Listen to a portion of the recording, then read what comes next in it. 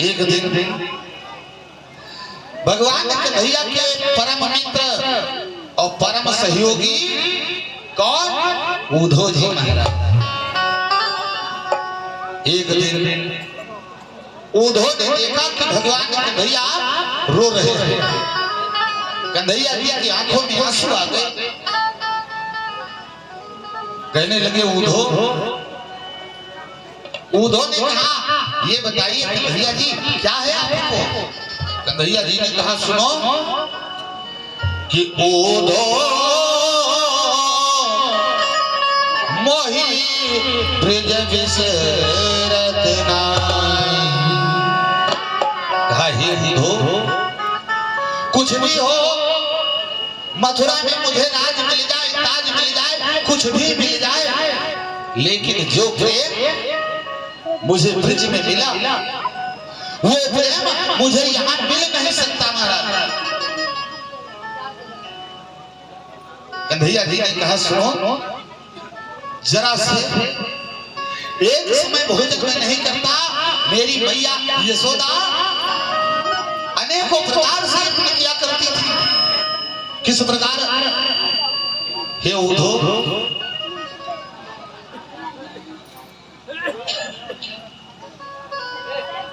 भगवान कन्हैया ने सोचा कि उद्धव को ज्ञान का अहंकार है। उद्धव जी ने कहा, अरे जिन गोप ग्वालियों की बात करते हो ना, वो गोप और ग्वालन पढ़ी लिखी तो है नहीं। कन्हैया जी ने सोचा कि उद्धव को ज्ञान का अहंकार हो गया, तो क्यों ना गोप और ग्वालों से ही इनका अहंकार छोड़ करवाए। भगवान कन्हैया एक पत्र लिख करके दिए। एक पत्र उद्धव को लिख करके दिया। एक पत्र दिया और जैसे पत्र दिया, उद्धव जी पत्र को लेकर के आए। जैसे पत्र को लेकर के आए, सबसे पहले किशोरी जी मिलती। किशोरी जी मिली और जैसे उद्धव ने पत्र दिया, पत्र को खोला तो किशोरी जी एकदम रोने लगी। पहले तो उद्धव जी आने में ही उद्धव को ज्ञान मिल गया। ज्ञान कैसे मिला? उद्धव जी रास्ता पूछने लगे कि हमें बताओ,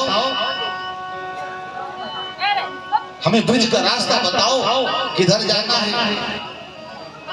एक लोग मिले, बोले, सुनो ये जो जल की धारा आ रही है ना, इसी के मार्ग से आप चलते जाना।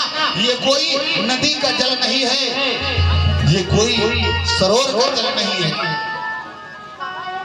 ये तो जो कृष्ण के वियोग में नंद बाबा के यहाँ सिराधे, कृष्ण के वियोग में जो नंद बाबा के यहाँ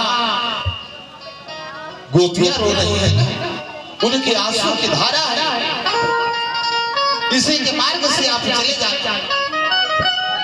श्रोताओं, आज उद्धव उसी मार्ग से जाने लगे और जैसे पहुंचे सो किशोरी जी मिली। किशोरी जी से पत्र दिया, अब किशोरी जी रोने लगी। राधा जी के इस प्रकार अलौकिक प्रेम को देख करके आज उद्धव जी कहने लगे, गृहाण पत्रम निजनाथ दत्तम शोकम परम कुरराधकी हसवेन कालेन विधाय कार्यं तत्र गमिष्यामि तमोक्य वाक्यं। आज उद्धव जी ने क्या देखा कि आधे में श्री राधा रानी और आधे में भगवान कन्हैया की छवि का दर्शन किया। अब जो ज्ञान देने गए थे उनका ज्ञान बह चला। उद्धव ने कहा सुनो कि बहनों मैं यही समझता था कि तुम सचमुच ग्वाली गंवारन हो।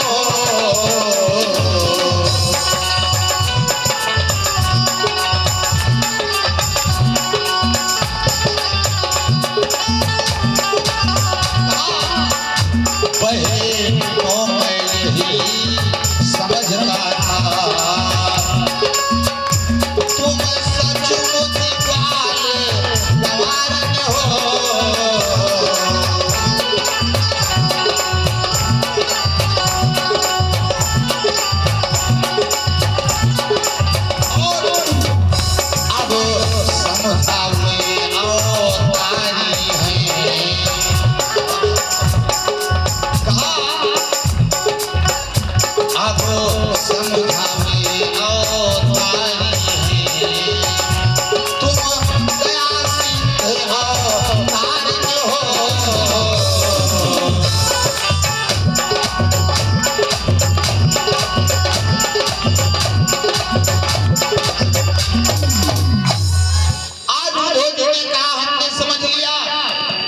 वो जो है भगवान अवतारी है तो तुम भक्ति के रूप में तुम लोगों ने अवतार दिया।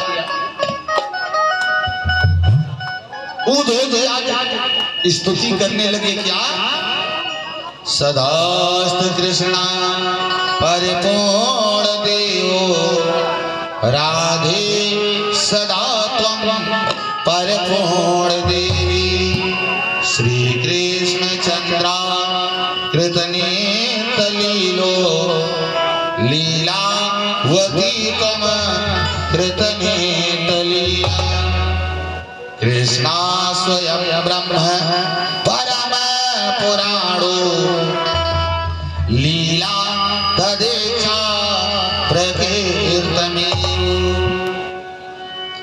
परस्परम संदेभ्याम नमो युवाभ्याम हरिराधिकाभ्याम। बोले सुनो मुझे पता हो गया कि तुम लोग सचमुच में भक्ति के रूप की अवतार हो। आज उद्धव जी वहां से जब चले तो पृथक पृथक गोपियों से मिले। एक गोपी ने कहा कि उद्धव कब आए हैं घनश्याम। हे उद्धव ये बताओ हमसे बरसों कहकर के गए और बरसों बीत गए कब आएंगे। एक गोपी तो कहने लगे सुनो अरे उनसे जाकर के एक बात और बता देना। क्या? बड़े अच्छे भाव से कहा ये बात जाकर के बताना। कहा कि हमें तो जोगिनिया बनाई गयो हमें तो जोगिनिया बनाई गयो रे हमें तो जोगिनिया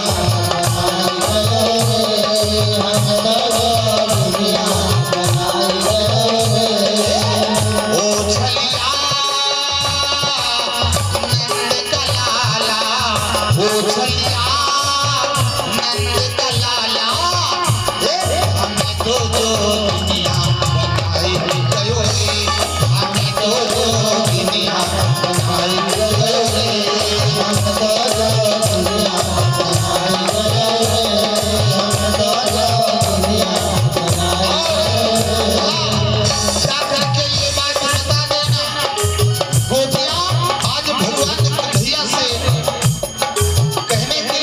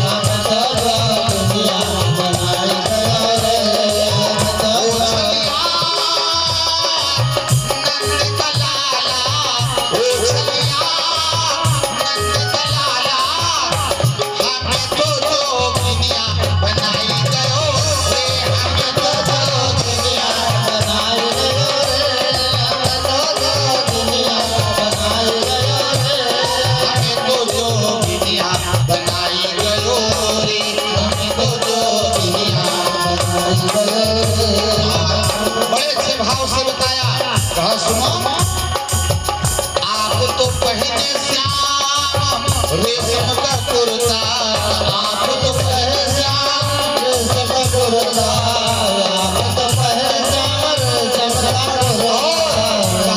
हमारे तन हमारे तन बस में आई गयो रे, हमारे तन बस में आई गयो रे,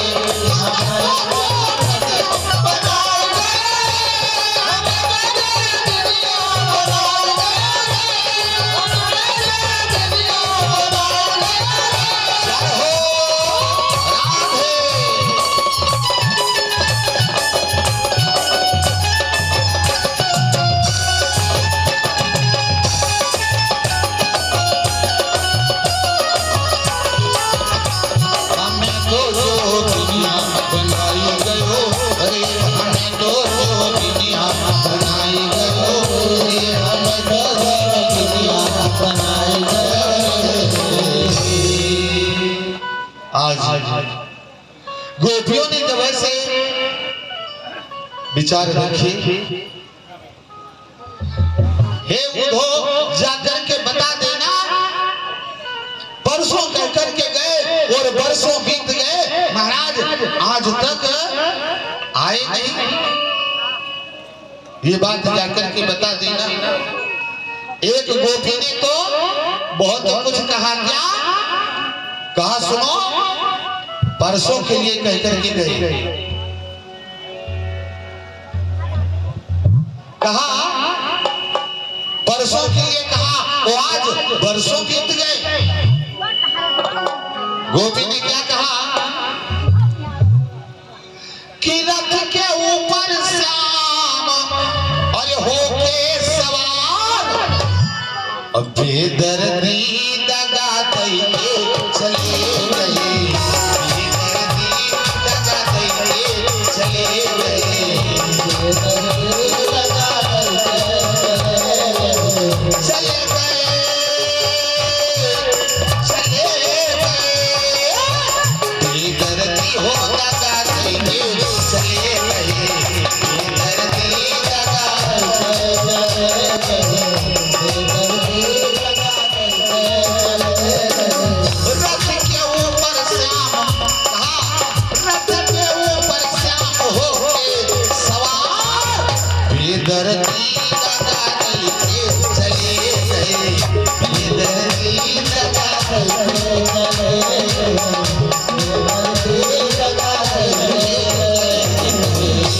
बोले सुनो, जा करके मेरा ये विचार बता देना। उद्धव ने देखा, उद्धव समझ गए, बोले बहनों तुम चिंता मत करो, मैं जरूर तुम्हारे कन्हैया को लेकर के आऊंगा। प्रतिज्ञा किया और प्रतिज्ञा करने के बाद वो प्रतिज्ञा पूर्ण भी किया। भगवान कन्हैया को लेकर के उद्धव जी गए भी। स्वामी सुखदेव जी बोले, हे राजा, एक दिन इधर भगवान कन्हैया को मथुरा में रहते रहते बहुत समय बीता, कुब्जा पर कृपा किया मेरे प्रभु ने, और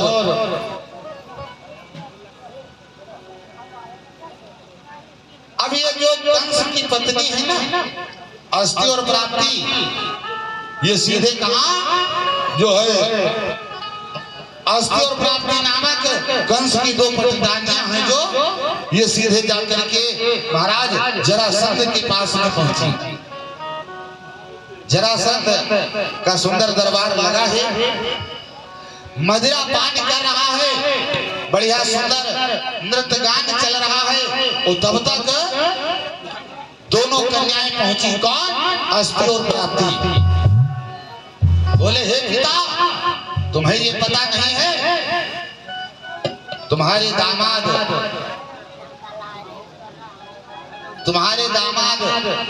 कंस का वध कृष्ण ने कर दिया, और तुम यहाँ मथुरा में मस्त हो। स्वामी सुखदेव जी बोले, हे राजा, इन कन्याओं की बात को सुनकर के जरासंध ने कहा, हे बेटिया, तुम्हें चिंता करने की बात नहीं है, मैं इसका प्रतिशोध लेने के लिए जाऊंगा। 9 ग्रह होते हैं श्रोताओं, ग्रह कितने होते हैं? 9। बोले कि 9 ग्रह होते हैं और एक ग्रह और है, 10वां ग्रह भी है। बोले वो कौन? बोले 10वां ग्रह है बिटिया और दामाद। अगर आपके 9 ग्रह सही हैं और बिटिया दामाद अगर नहीं खुश हैं तो समझो ये ग्रह और गड़बड़। आज अस्थि और कार्तिक पहुंची, जरासंध से कहने लगी सुनो तुम्हारे दामाद का वध कर दिया कृष्ण ने और तुम राज सुख भोग रहे हो। उसी समय 23 औछड़ी सेना के साथ जरासंध मथुरापुरी को घेर लेता है। ज्यादा है। चारों तरफ से मथुरा को घेरने के बाद वो इस पृथ्वी को एकदम यादव कुल से शून्य करना चाहता था। भगवान भैया ने सोचा क्या करें, तब तक बढ़िया आकाश से सूर्य के समान चमचमाते हुए 2 रथ दिखाई पड़े जो अस्त्र और शस्त्र से सुसज्जित थे।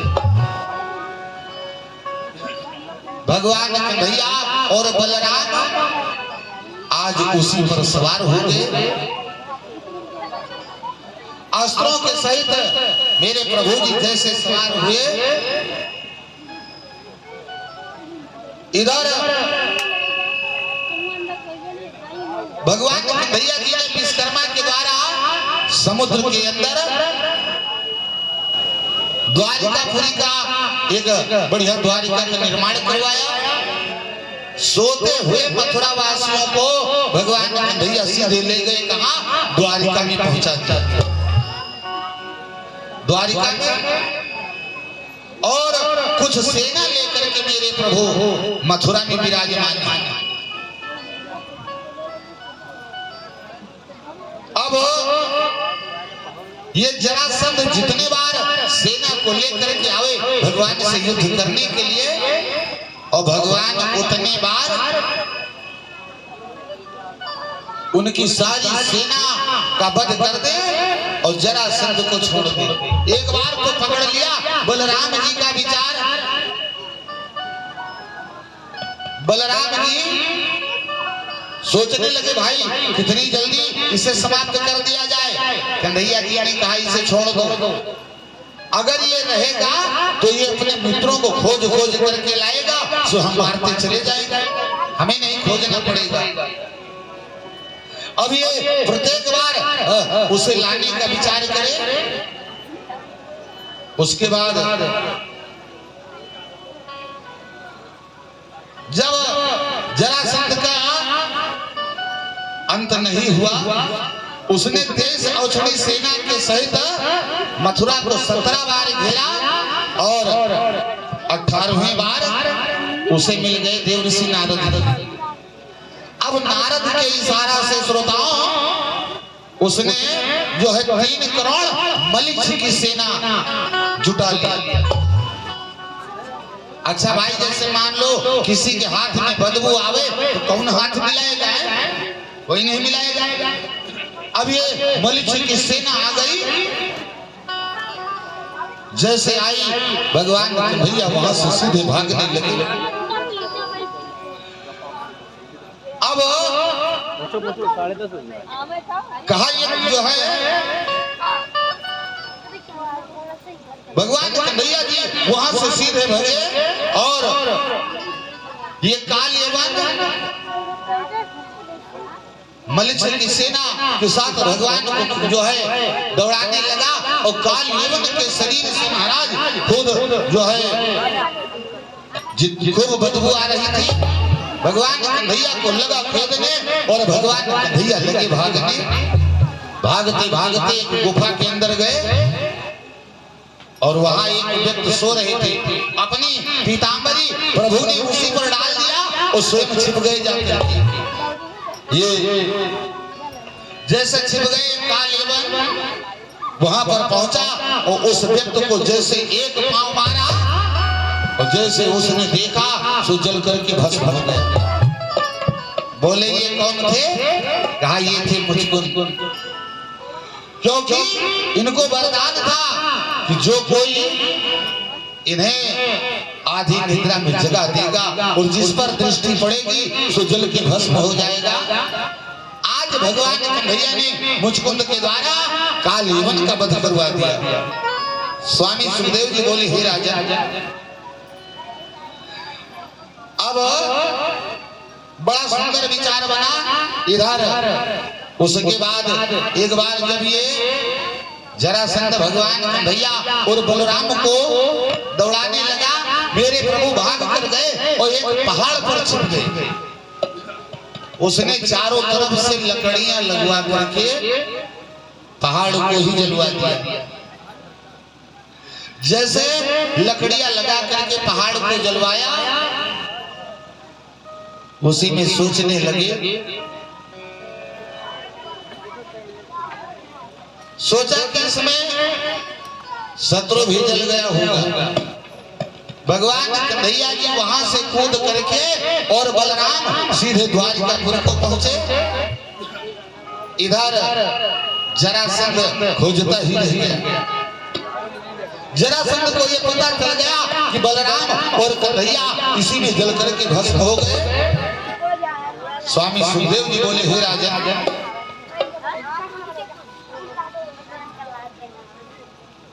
समय का चक्र चलता गया और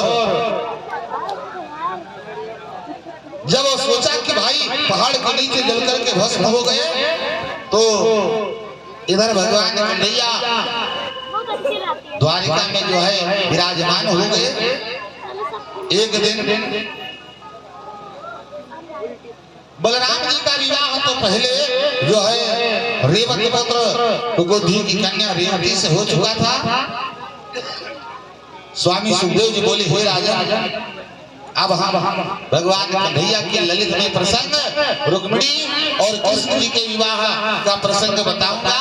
भगवान कन्हैया ने 16,108 विवाह किए।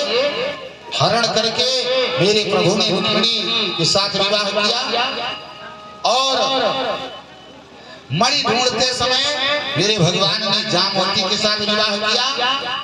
मणि देने पर मेरे प्रभु ने सत्यभामा के साथ विवाह किया और शिकार करते समय मेरे प्रभु ने कालिंदी के साथ विवाह किया। उज्जैन में मेरे प्रभु ने लक्ष्मणा के साथ विवाह किया। अयोध्या में नग्नजित के साथ मेरे प्रभु ने विवाह किया और बुआ की पुत्री भद्रा के साथ भी भगवान कन्हैया ने विवाह किया। बिंद और अनविंद की बहन जिनका नाम सत्यजित, उसके साथ भी विवाह किया। और स्वतः भौमासुर ने एक नियम बना लिया था, वो कन्याओं का अपहरण करता और ले जाकर के सीधे एक जेल में बंद कर देता। भौमासुर सोचने लगा एक साथ ही विवाह करेंगे, तो 16,100 कन्या भौमासुर ने जेल में बंद कर रखा था। भगवान कन्हैया ने भौमासुर का वध करके 16,100 कन्याओं का विवाह स्वयं अपने साथ कर लिया। इस प्रकार मेरे प्रभु के 16,108 विवाहों का वर्णन आता है। स्वामी सुखदेव जी बोले हे राजा, जिसमें भगवान कन्हैया और रुक्मिणी जी के विवाह का बड़ा सुंदर प्रसंग आज का विदर्भ देश के भीष्मक नाम के